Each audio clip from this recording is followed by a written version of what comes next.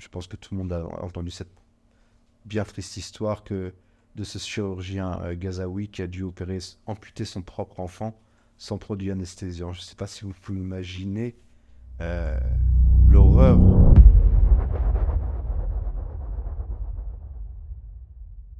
Donc face à la crise ou à la nouvelle guerre à Gaza, donc depuis le 7 octobre 2023, donc étant présent sur place depuis quelques années déjà, on a pu facilement apporter de l'aide aux bénéfices à la population civile. Donc en signant notamment dès le début de la crise, en voyant et en anticipant ce qui allait se passer, que certainement ils allaient encore accentuer encore plus le blocus sur la bande de Gaza. Nous sommes partis signer des accords auprès de la coordination nationale égyptienne. C'est-à-dire que l'Égypte avait décidé de réunir 36 de ses plus grosses ONG au sein d'une coordination afin de pouvoir apporter de l'aide à la population gazaoui. Donc on est parti signer, courant du mois d'octobre, on est parti signer un protocole d'accord avec eux, qu'on puisse faire partie de cette coordination. Jusqu'à l'heure d'aujourd'hui, il me semble que nous sommes toujours la seule ONG internationale à l'avoir fait. Donc cet accord nous permet de venir en aide aux Palestiniens en Égypte directement et d'acheter depuis l'Égypte et d'acheminer depuis l'Égypte les aides dans la bande de Gaza pendant tous les premiers mois de ce nouveau conflit, tant que la porte de Rafah, donc entre l'Égypte et Gaza directement, était ouverte. Porte par laquelle donc, on a pu faire passer 17 containers, il me semble. Dans le même temps, on a vu passer sur les réseaux sociaux un appel du docteur Salti, en fait, c'est un docteur genevois qui a une petite structure humanitaire également qui s'appelle Children's Right for Healthcare. Il faisait un appel puisqu'il avait des accords pour être la première ONG européenne à rapatrier des enfants gazaouis qui avaient besoin d'opérations chirurgicales sur Genève, mais qui n'avait pas le financement nécessaire à cette mission. Donc on a pris contact avec ce docteur, on s'est rencontrés et on a décidé de lui apporter le soutien financier nécessaire puisque nous l'avions. Donc avec ce docteur, nous sommes partis une première fois au Caire. Il avait ses accords pour faire rapatrier les enfants à Genève, mais il n'avait aucun droit d'intervention en fait en Égypte, ce que nous avions, plus le financement. Donc on a décidé de monter une première mission conjointe. Après avoir rencontré l'ambassade palestinienne en Égypte et les représentants du ministère de la Santé, qui ont dressé une liste en fait des premiers enfants à nécessiter ces opérations chirurgicales d'urgence. Et un accord a été signé donc, entre le ministère de la Santé palestinien et le ministère de la Santé égyptien pour rapatrier dans un premier temps ces enfants en Égypte. Puis, nous ayant cet accord d'intervention en Égypte, on a le droit d'avoir ces enfants entre les mains. On les a pris avec nous, avec le docteur Selti. On est parti à l'ambassade suisse pouvoir effectuer leur visa et tout le travail administratif nécessaire à leur rapatriement. Donc, bien évidemment, au préalable de ces accords des autorités égyptiennes, palestiniennes et suisses, tout ça s'est fait sous l'accord des autorités israéliennes pour l'évacuation sanitaire de ces enfants.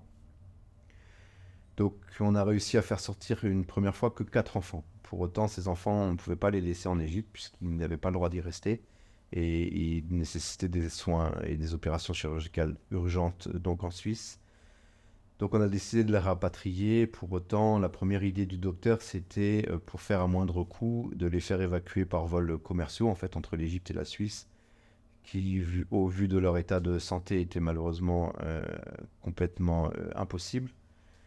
Donc on a fait le choix d'affréter un avion privé, en fait un jet privé. Donc c'était un choix politique de Caravane Solidaire, dans le sens où c'est ce qu'on expliquait à nos donateurs, que ce choix-là s'imposait à nous et que pour les faire voyager dans de bonnes conditions, encore une fois sanitaires, c'est la seule solution qu'on avait trouvée et que bien évidemment c'était coûteux pour faire rapatrier 4 enfants par ce biais-là, hein, puisque la location du jet et les frais de mission et tout ça, se sont élevés à plus de 60 000 euros pour 4 enfants, mais que encore une fois, s'il avait fallu poser 1 million d'euros pour sauver ne serait-ce qu'un de ces enfants, on l'aurait fait et c'est notre politique et on reste à penser comme ça. Donc on a pu faire effectuer avec succès ce premier rapatriement sanitaire vers la Suisse. Pour autant, il restait 8 autres de ses enfants, donc on est reparti quelques temps après, on est reparti avec le docteur.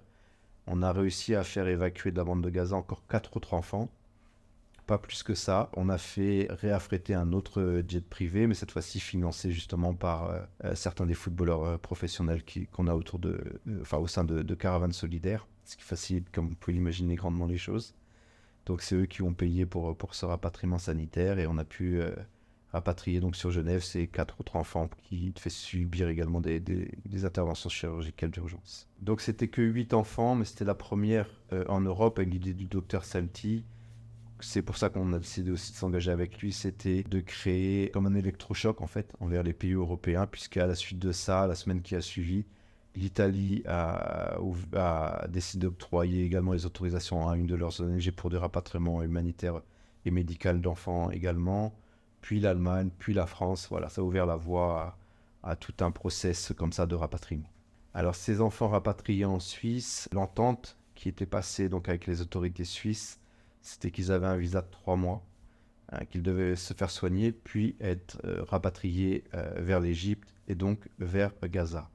Mais tout ça était sous accord, bien évidemment, avec les familles, sachant que ces enfants-là étaient accompagnés d'au minimum un de leurs parents de sexe féminin. C'était ce qu'imposait Israël. Il n'autorisait pas aucun homme en fait à sortir de la bande de Gaza. Donc c'est un choix très difficile, comme vous pouvez l'imaginer, mais le choix était soit on laisse ces enfants mourir dans la bande de Gaza, soit on les rapatrie en Europe, on les soigne et on les ramène sur Gaza. Donc encore une fois, les parents, comme tout parent forcément, préfèrent voir leurs enfants en vie et revenir, même si c'est dans un pays en guerre et sous les bombes, plutôt que de les voir mourir à petit feu par manque de soins. Le docteur Celti, donc le responsable de ce projet au sein de son ONG, a mené des démarches administratives supplémentaires pour pouvoir obtenir le droit d'asile pour ses enfants, donc ce qui a été octroyé pour certains d'entre eux. D'autres n'ont pas eu confiance dans les autorités européennes et ont préféré fuir la Suisse et aller se rapatrier dans certaines de leurs familles, qui en Allemagne, qui en Italie, pour essayer également d'obtenir ce droit d'asile. Mais en tout cas, pour ceux qui sont restés au sein de l'ONG du Dr Celti, ils ont obtenu l'asile politique, donc ils restent tous en Suisse et par la suite pourront obtenir des papiers. Ils ont commencé tous ces petits-enfants, ils ont commencé à être scolarisés depuis septembre, donc ce qui est une très belle chose. Ils sont tous remis des opérations qu'ils ont subies, même si certains d'entre eux ont encore de la rééducation pour des mois et des mois.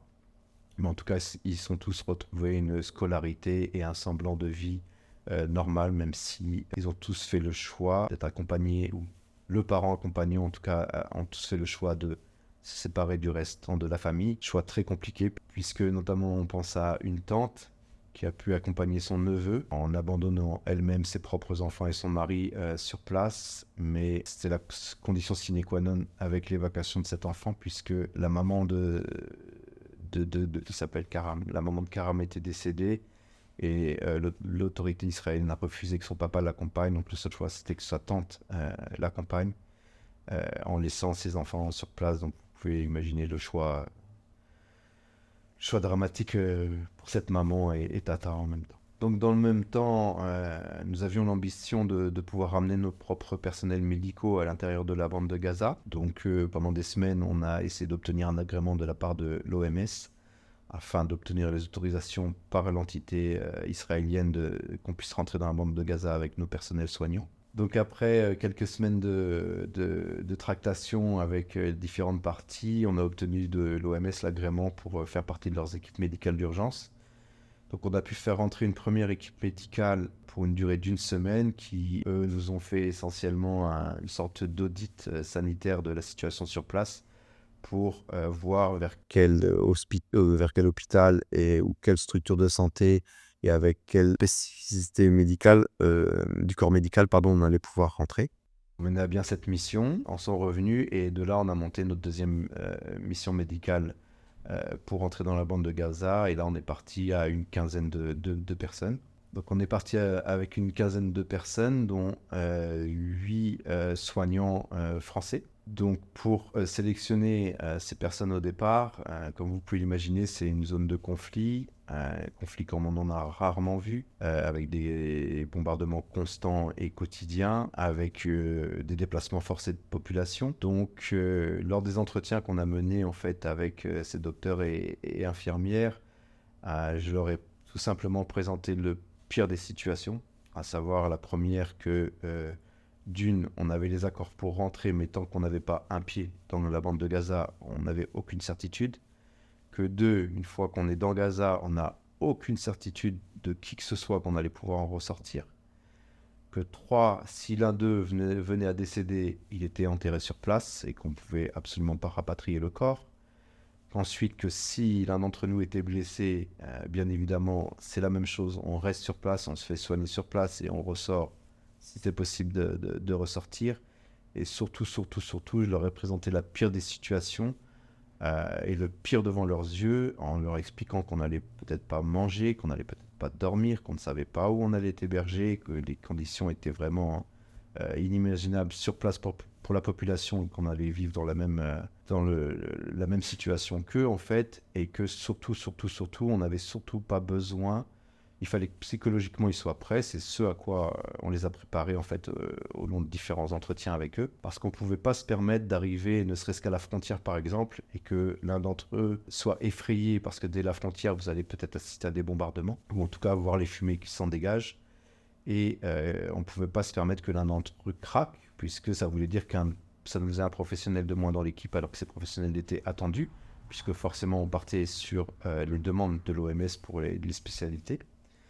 Et qu'une fois à l'intérieur, surtout, si l'un d'entre eux craque psychologiquement, ça peut mettre en péril toute la mission, puisque nous, ça nous oblige à nous occuper et à faire soigner l'un d'entre eux, et que forcément, un qui craque, derrière, il peut y avoir un autre qui craque psychologiquement, et que ça met à mal toute la mission. Dieu merci, on est parti avec une équipe incroyable, j'ai envie de vous dire, alors qu'aucun d'entre eux et d'entre nous ne se connaissait. Le fait d'arriver dans un pays en guerre, forcément, comme vous pouvez l'imaginer, ça crée des liens. Pour les gens qui sont du côté militaire, ils appellent ça des frères d'armes. Mais on pourrait appeler ça de la même chose, en fait, côté humanitaire, parce que quand vous vivez lors d'une mission aussi courte soit-elle, puisqu'on est parti pour 15 jours, on avait des autorisations pour 15 jours sur place, que vous êtes constamment bombardé, constamment H24 sous les drones. Les drones, à savoir que un drone, c'est une torture psychologique extraordinaire. On ne se rend pas compte, mais quand vous êtes en dessous, 24 heures sur 24, c'est comme si toute la journée et toute la nuit, vous aviez au-dessus de votre tête une tondeuse à gaz, avec le même bruit. Donc psychologiquement, c'est très difficile, d'autant plus que les nuits sont très courtes. Je ne sais pas comment cette population fait pour tenir, parce que nous, encore une fois, on n'y restait que 15 jours, mais c'était psychologiquement très compliqué.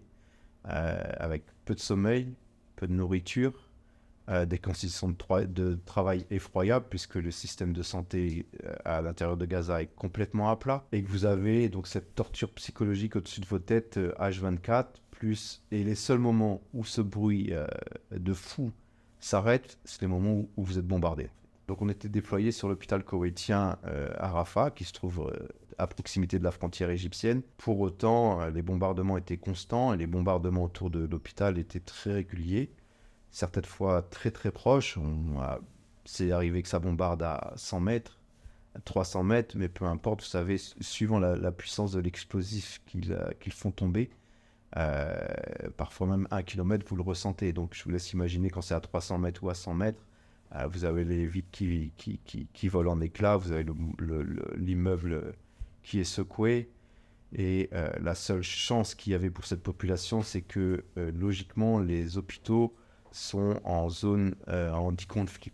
On appelle ça, c'est-à-dire les zones où l'ONU et les parties combattantes en fait savent que c'est un hôpital et sont censés ne pas les bombarder. Même si malheureusement dans Gaza, encore une fois, on a pu voir que ça n'a pas été le cas de chaque hôpital. À partir du moment où vous rentrez en mission dans Gaza, même là, l'OMS nous a fait signer une décharge. C'est la première fois dans une zone de conflit, et pourtant, comme je vous ai dit, on intervient en Syrie, on intervient au Yémen, on intervient en Somalie.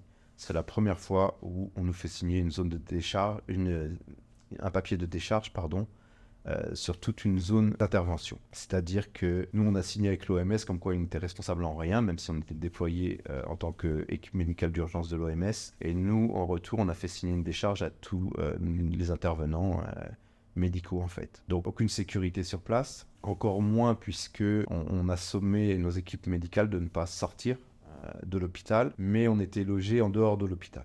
On était logés à 300 mètres de là, donc forcément juste le fait de marcher en dehors de l'hôpital au campement dans lequel on était logé, forcément c'est une zone dangereuse. Le campement en lui-même était censé être une zone déconflictualisée également, mais certainement moins que l'hôpital. Et puis du fait de nos activités non médicales sur place, notamment alimentaires et non alimentaires, et ben forcément on était obligé d'aller visiter les cuisines qui nous appartiennent et les visiter lors des distributions qu'on a effectuées dans les camps de déplacés à l'intérieur de la bande de Gaza. Donc c'est des moments forcément au cours desquels vous savez que rien ne vous sécurise du tout, mais pour autant il faut le faire encore une fois pour pouvoir témoigner aussi de ce que vit cette population en souffrance. Cette belle équipe donc qui ne se connaissait pas s'est constituée sous les bombes et a fait preuve d'un sang-froid extraordinaire puisque aucun d'entre eux n'avait jamais effectué de mission médicale dans une zone de conflit.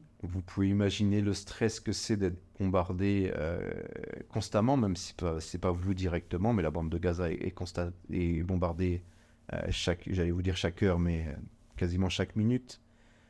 Vous avez constamment les F-16 qui passent au-dessus de vos têtes, et même s'ils ne bombardent pas sur vous ou à proximité, vous savez qu'ils viennent, c'est pour bombarder. Vous avez également énormément de drones qui sont équipés de missiles ou également de mitraillettes. Donc tout ça crée une ambiance, comme vous pouvez l'imaginer, de stress.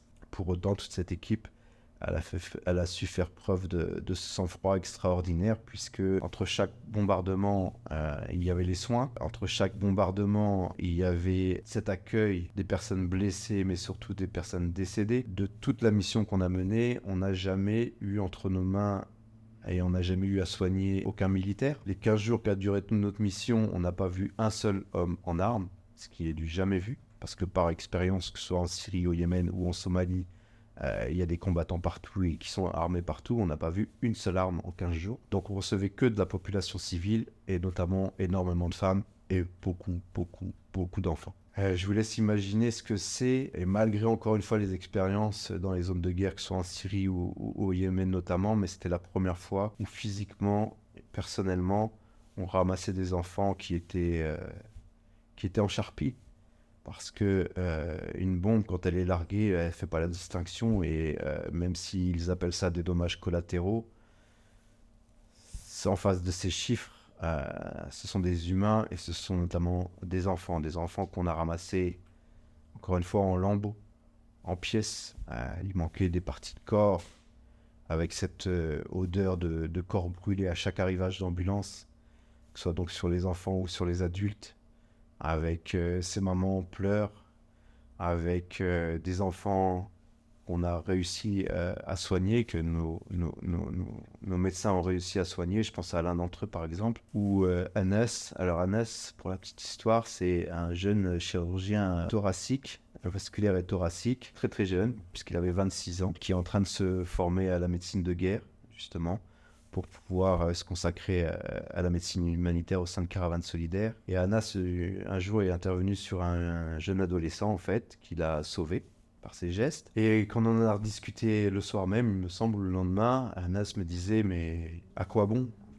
Est-ce que c'était le bon choix de le sauver, cet enfant, puisque une fois qu'on l'a sauvé et qu'il s'est réveillé de ses différentes opérations, ça a été pour lui annoncer que ses parents étaient décédés dans le même bombardement. Donc, quel choix, en fait, c'est malheureux, mais quel choix faire? Est-ce qu'il fallait mieux le sauver? Est-ce qu'il fallait pas le sauver? C'est toute la misère à laquelle on assiste malheureusement dans la bande de Gaza, avec, comme je vous disais, un système de santé qui est complètement à plat, puisque la période où nous sommes intervenus, donc en avril 2024, il n'y avait aucun médicament anesthésiant ou analgésique dans toute la bande de Gaza. Les seuls qu'on a pu trouver, c'est ceux avec lesquels nous sommes rentrés, c'est-à-dire que vu qu'on avait cet accord avec les autorités égyptiennes, on a pu acheter des tonnes et des tonnes de médicaments sur place, mais on avait le droit de les faire rentrer que dans nos valises. Donc même si on en a fait rentrer en nombre, ils étaient seulement suffisants pour, les 15 jours où nous on intervenait, et un peu plus. On a pu en distribuer à d'autres hôpitaux également, mais ce stock-là, s'il a fait 15 jours entre notre hôpital et les autres hôpitaux, c'est un maximum. Parce qu'à cette époque-là, il faut savoir qu'ils faisaient des opérations chirurgicales donc sur enfants et adultes, sans aucun anesthésiant, puisque je pense que tout le monde a entendu cette bien triste histoire que de ce chirurgien gazaoui qui a dû amputer son propre enfant sans produit anesthésiant. Je ne sais pas si vous pouvez imaginer euh, l'horreur d'une telle situation, à la fois pour l'enfant bien sûr et pour le papa également, professionnel de santé, qui est obligé déjà d'une de faire subir une amputation à son propre enfant. À quelque patient que ce soit, c'est difficile bien évidemment, mais à son propre enfant, et en tant que professionnel de santé, de ne pas avoir accès aux médicaments pour alléger la souffrance, c'est quelque chose d'inimaginable, d'insupportable et de complètement inhumain. Gaza, c'est quand on est rentré, ça ressemblait énormément à la Syrie en fait, à Alep en fait en Syrie. Il faut savoir qu'Alep, c'était une ville qui a été détruite à 50%. Donc c'est la même sensation, vraiment la même sensation, les mêmes immeubles effondrés partout. Et je vous parle de ça en avril. On est aujourd'hui en octobre. Euh, Plus de 60% des constructions sur Gaza ont été bombardées. Tout est au sol. Il n'y a plus de système d'évacuation des eaux, il n'y a plus de système d'eau tout court, il n'y a plus d'hôpital. Il doit rester peut-être un hôpital central. Hôpital central, c'est-à-dire un hôpital qui a en fonction encore tout l'appareillage médical nécessaire, donc en passant par le scanner, l'IRM, les choses comme ça. Pour les autres, on appelle ça des hôpitaux, mais quand il y a un service de radiologie encore debout, c'est très bien. Quand on est rentré, nous, avec l'équipe médicale, on est rentré également avec des échographes, puisque l'hôpital koweïtien n'en avait qu'un seul, et qui était bien obsolète. Donc on est rentré avec un qu'on leur a remis, bien évidemment. Donc la situation à Gaza est à ce site particulier que tout est soumis à autorisation de différentes parties en fait. Par exemple, la deuxième mission médicale qu'on a menée, les premiers membres de l'équipe nous ont rejoints un vendredi soir puisqu'on devait rentrer le lundi qui suivait. La deuxième partie de l'équipe est arrivée le samedi et le samedi on nous a averti qu'on ne rentrerait pas le lundi mais peut-être le mercredi ou le lundi suivant. Donc, dans ce genre de cas, on a besoin d'avoir des gens qui sont très disponibles forcément.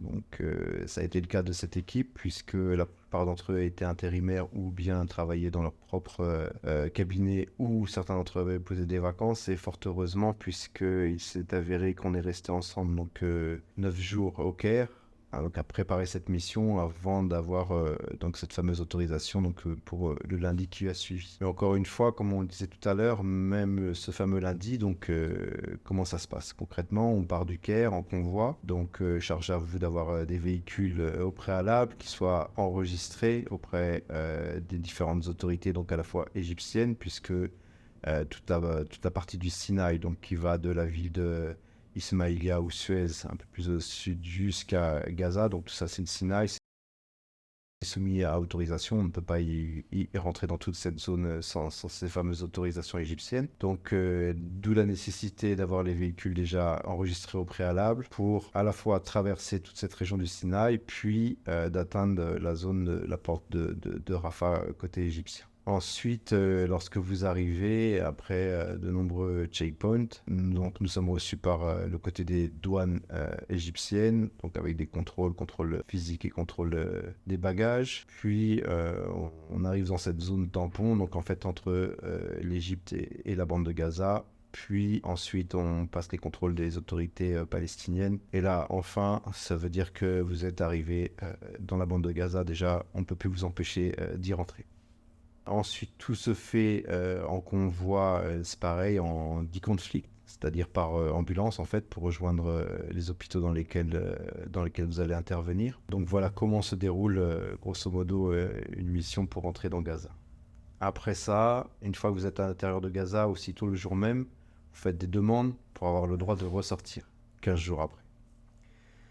Donc c'est ce qu'on a fait, autorisation qui nous a été accordée, mais c'est pareil, jusqu'au jour du départ, vous ne savez pas en fait. Tant que vous n'avez pas atteint la frontière et que vous avez pu retraverser, vous n'êtes pas en mesure de savoir si vous allez pouvoir ressortir parce que à l'époque, en tout cas, même si les autorités israéliennes n'étaient pas présentes physiquement, aucune entrée de matériel ou aucune entrée humaine ne pouvait se faire sans l'autorisation préalable des services israéliens. Et en cela, ça rejoint quand même quelque part quasiment toute mission humanitaire en zone de conflit, puisque à chaque fois c'est soumis à autorisation. Et bien heureusement. Donc à chaque fois, le process est tel que nous, avant d'envoyer qui que ce soit dans une zone de conflit, bien évidemment, on prend contact avec l'ambassade de France de ce pays-là pour avertir l'ambassade qu'on en déploie du personnel donc sur place, donc avec leur identité, le temps de la mission et l'objet de la mission. Donc tout se passe toujours entre ambassades et puis les différents ministères et les différents services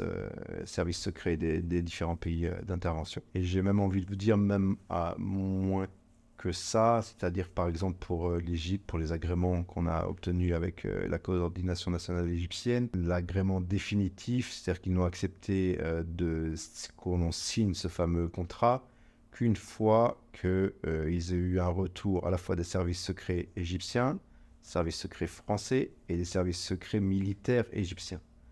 Voilà, donc c'est tout un process, c'est assez long, mais pour autant, ça sécurise, non pas que ça sécurise nos équipes, mais ça sécurise nos actions et le fait qu'on intervienne dans ces pays-là. C'est quelque chose d'essentiel au déploiement, en fait, des actions humanitaires, comme le fait de s'enregistrer, par exemple, nos bureaux au Yémen ou dans d'autres pays. Tout passe à chaque fois par voie d'ambassade et entre les différents ministères des Affaires étrangères et les services secrets réciproques. Donc voilà les process à la fois d'enregistrement et d'intervention dans ces zones particulières du monde. C'est des choses qu'on a appris sur le tas, j'ai envie de vous dire, puisqu'on n'avait pas fait la même chose pour la Syrie, pour les premières missions, ce qu'on aurait dû faire, mais encore une fois, l'idée n'était pas du tout de monter une ONG, c'était bien d'effectuer une seule et unique mission, qui ensuite s'est transformé en ONG humanitaire et dans le cadre de la professionnalisation. Donc voilà, on a appris tout ça et c'est les process qu'on a mis en place et qu'on mène maintenant afin d'obtenir les accréditations nécessaires. Alors quand arrive le jour du départ, donc pour rentrer en Égypte depuis Gaza, alors différents sentiments se bousculent, j'ai envie de vous dire, parce que bien évidemment tout le monde quelque part est content de rentrer chez soi sain et sauf, sans en avoir encore la certitude jusqu'à la dernière minute. Mais intervient surtout ce gros sentiment de lâcheté, en fait. Lâcheté parce que vous avez toujours ce sentiment qui vous traverse le cœur et l'esprit, que vous abandonnez les gens à leur triste sort.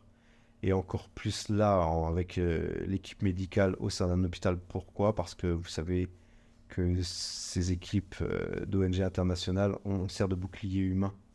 C'est-à-dire que tout pendant notre temps de présence, logiquement, les agresseurs font plus attention encore de ne pas bombarder les endroits où nous nous trouvons parce que ça pourrait engendrer une crise diplomatique bien plus grande que malheureusement en ciblant uniquement la population gazaouie. Donc quand vous ressortez, vous avez cet étrange sentiment d'être heureux, d'être encore en vie bien évidemment, et d'en ressortir et de retrouver vos proches qui vous attendent. Mais en même temps, ce sentiment d'abandon. Et avec cette conscience d'avoir servi de bouclier humain, et on en veut pour preuve que dès le soir même ou le lendemain de notre évacuation, en fait, ils ont commencé à bombarder de plus en plus proche autour de l'hôpital koweïtien où on intervenait. Et dans la semaine ou 10 jours ou les 10 jours qui ont suivi, ils ont commencé l'incursion terrestre sur Rafah, donc qui a annihilé nos chances de pouvoir rentrer à nouveau, en tout cas par Rafah. Et puis ils ont ciblé l'hôpital, puisqu'il a été bombardé de nombreuses fois. Et à l'heure actuelle, l'hôpital en grande partie est détruit et complètement inexistant en fait. Alors après ça, nous sommes restés en contact étroit avec certains du personnel et des collègues qu'on avait à l'intérieur. Puis avec les déplacements forcés suite à l'incursion dans Rafah, les contacts, la plupart d'entre eux sont stoppés ou avec d'autres se sont amoindris puisque eux-mêmes ont été forcés de se déplacer avec forcément très peu de connexion internet. À l'heure actuelle, on est encore en contact avec 2 personnes principalement. À l'heure actuelle, malheureusement, 2 de nos collègues gazaouis sont décédés sous les bombardements, de professionnels de santé avec lesquels on intervenait ensemble, et également 2 personnels qui s'occupaient de notre sécurité sur notre lieu d'hébergement. C'était 2 jeunes et qui sont décédés également sous les bombardements. Après ça, il faut savoir que chaque personne qu'on a rencontrée dans Gaza, je dis bien chaque personne, a perdu au minimum un membre de sa famille, et c'est vraiment un grand minimum. Il n'y a pas une famille dans Gaza qui ne soit pas endeuillée de toute façon par la perte d'être proche. Beaucoup d'enfants, On intervenait notamment aux côtés du docteur Nour sur place, qui a été pendant un temps notre intervenante principale sur la bande de Gaza au niveau médical. Et un soir, suite à un bombardement, il faut savoir aussi une chose, donc c'était la période de Ramadan, nous sommes intervenus sur place. Et pendant cette période, il y avait un choix délibéré de bombarder beaucoup plus aux deux moments, à la fois du repas du rupture du jeûne du soir et du matin. Donc vous pouvez imaginer que c'est le seul moment dans la journée où les familles sont réunies et il y avait un choix délibéré de bombarder des immeubles civils à ces moments-là. Donc vous pouvez imaginer les pertes engendrées. Et un soir, lors d'un de ces bombardements, donc le docteur Nour, donc c'est un docteur extraordinaire, j'ai envie de lui dire. Elle n'a pas arrêté d'être déplacée comme bon nombre d'entre eux et comme les professionnels de santé, puisque beaucoup étaient à l'hôpital Shifa, par exemple, dans le Nord, ou d'autres hôpitaux, et puis ensuite ont été déployés dans d'autres hôpitaux par leur propre décision, j'ai envie de dire, puisqu'ils étaient en déplacement forcé, et ils faisaient le choix, ils n'étaient plus salariés, mais ils faisaient le choix d'offrir leur temps bénévolement aux structures de santé encore existantes.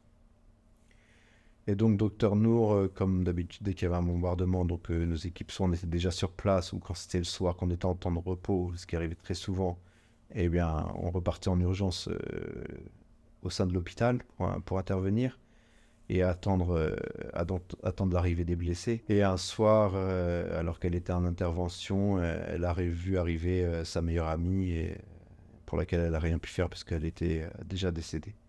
Et ça, ce sont des scènes qu'on a vécues quotidiennement, j'ai envie de vous dire.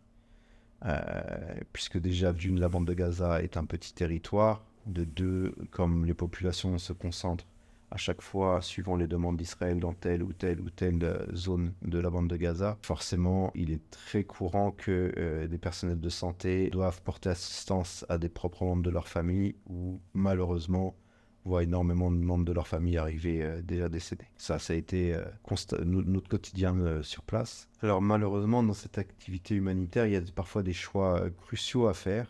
Et ça a été le cas donc lors de la dernière mission médicale dans la bande de Gaza. Ce choix a été de se dire que pour la bonne tenue de cette mission, on avait à la fois besoin que Mohamed, donc, qui était à l'époque notre directeur international, et moi-même, on parte en même temps. Chose qui ne devrait pas se faire, qui ne doit pas se faire. Chose contre laquelle tous les bénévoles et membres de Caravane Solidaire étaient contre cette idée.